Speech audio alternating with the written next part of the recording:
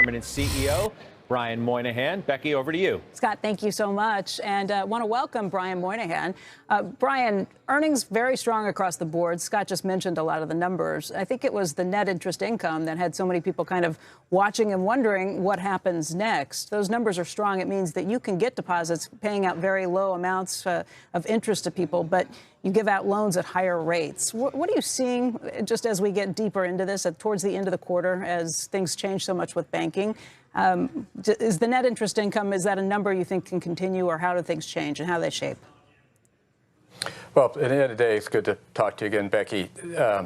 And thank you. The team at Bank of America had a great quarter, $8 billion plus in earnings and 17% return on tangible common equity. And we did it by growing loans year over year and having deposits stabilize. As the Fed has withdrawn monetary accommodation, QT, shrinking their balance sheet, everything your colleagues were talking about before, the money's got moved off the bank balance sheets out of the system, but our deposits set up relatively well.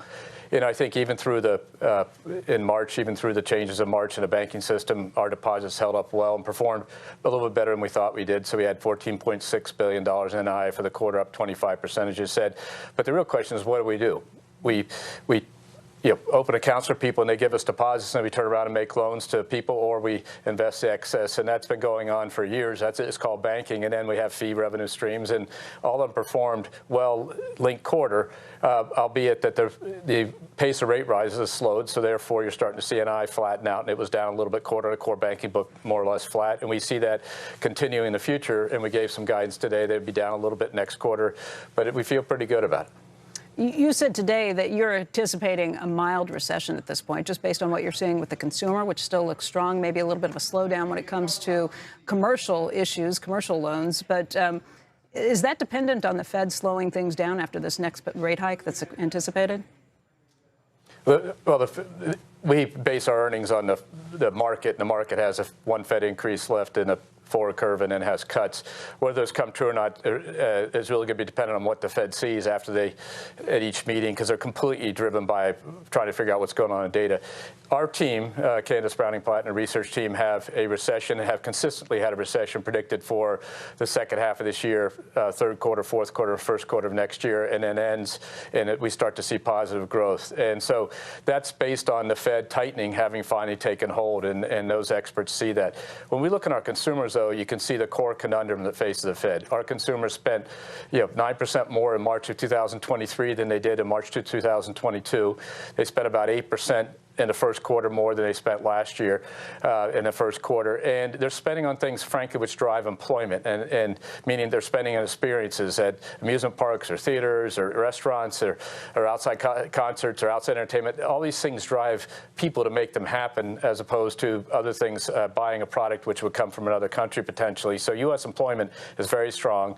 So our customers are seeing wage growth and seeing wages, and they also have money in their accounts, still a lot of stimulus money left in. So that's what the Fed is trying to slow down. And albeit I think we see, and our experts see, them having a mild recession, which if they could do that and unemployment never got much above 4.5, that would be a heck of an accomplishment. And so that's the base case, and we are running a company accordingly. Deposits were down just slightly, but you're still talking about deposits up over $500 billion from what they were pre-pandemic at the end of 2019 or going through that. You and I have talked a lot in the past about deposits being sticky. Are they still going to be sticky? Because one thing we've learned during the issues the banks have been having recently is that people are willing and able to move their money pretty quickly electronically.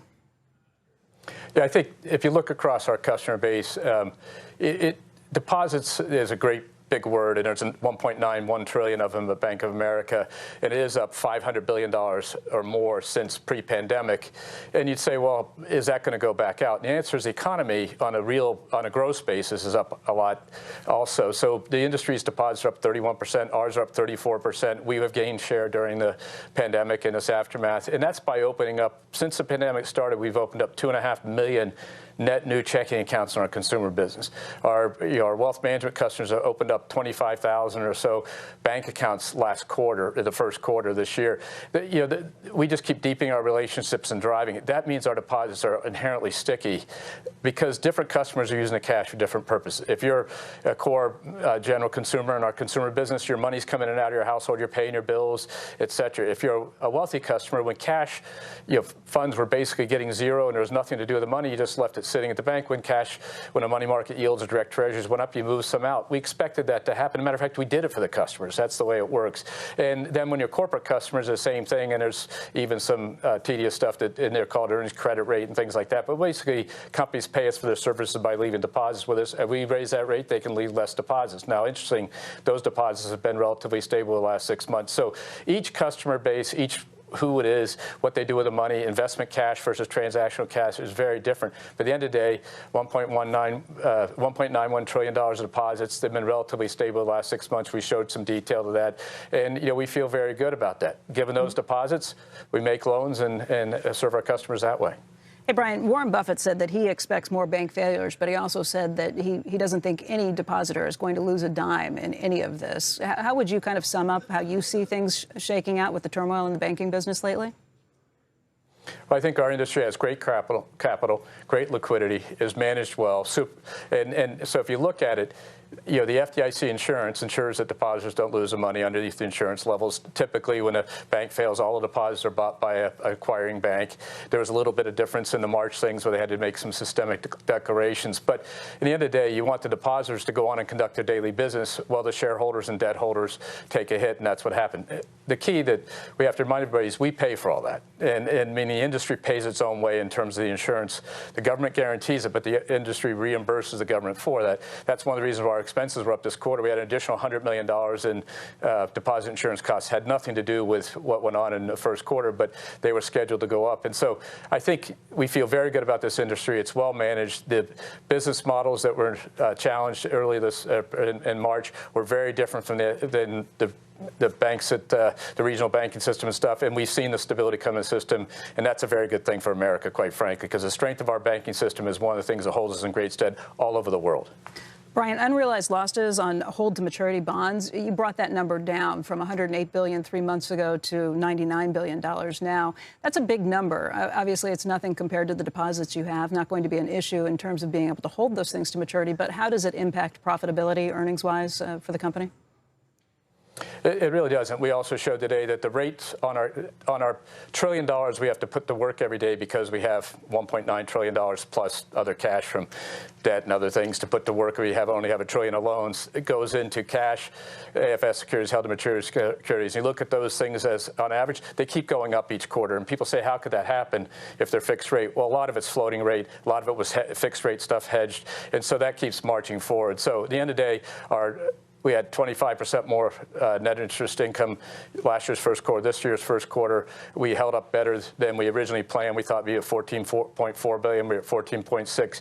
But it's the way you extract the value of those deposits. And so we quit investing in the held to maturity in mid-2021, and it's just been running off it. But that was a plan. Once we figured out the deposits were going to stay in the industry because of the stimulus and the things that went on during the pandemic, we then had to invest them, even when short-term rates were zero, to produce some revenue. Otherwise, we basically were running the business for no profit. And then we did that, and then we let it run down. And, $8 billion after tax is a pretty good quarter. Yeah, it is. It is. Brian, I want to thank you very much for your time today. Brian Moynihan, Bank of America. Thank you, Becky. Thank you. Scott, we'll send it back over to you. All right, Becky. Thanks very much.